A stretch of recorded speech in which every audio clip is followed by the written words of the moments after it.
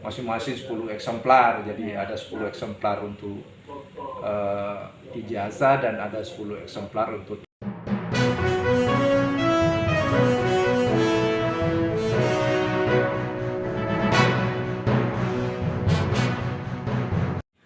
di sini tuh kan untuk legalisir jasa kita buka tiap hari.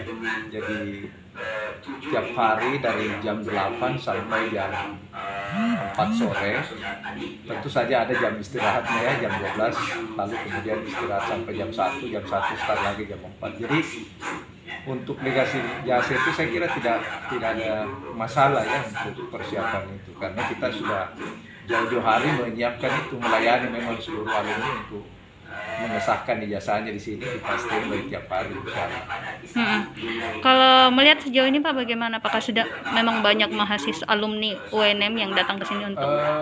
Banyak, hampir tiap saat itu ya lumayan.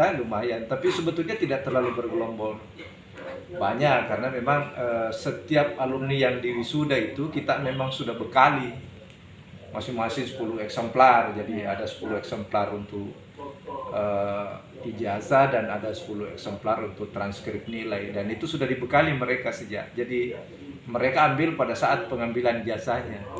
Adapun misalnya alumni yang lain yang memang sudah pernah digunakan kemana-mana, itulah yang akan datang. Tapi alhamdulillah sih di sini kita tidak ada penumpukan, karena memang ya sudah dibatasi juga memang dengan sejak COVID itu memang kita sudah batasi. Yang masuk itu memang harus menggunakan protokol COVID.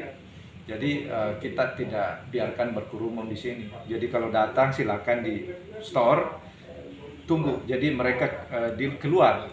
Ya. Jadi adapun ruang tunggu kita siapkan itu memang sudah diatur. Ya. Untuk alurnya Pak seperti apa? Jadi kalau alurnya itu mereka memasukkan ke bagian registrasi di bawah itu, ya sudah ada staf, lalu kemudian dicap, diambilkan nomor, lalu kemudian dibawa ke fakultas untuk ditanda-tangani oleh pimpinan.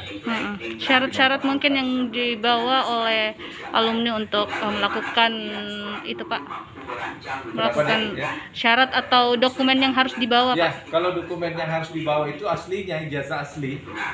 Jadi ijazah asli dengan transkrip nilai asli, karena kita tidak berani sahkan sebelum diperiksa, harus sesuai dengan aslinya. Ada biaya mungkin Pak? Kalau biayanya itu bisa ditanyakan di bagian bagian pendaftaran di bawah. Tapi saya rasa itu untuk sumbangan alumni saja. Sumbangan ke fakultas dan universitas.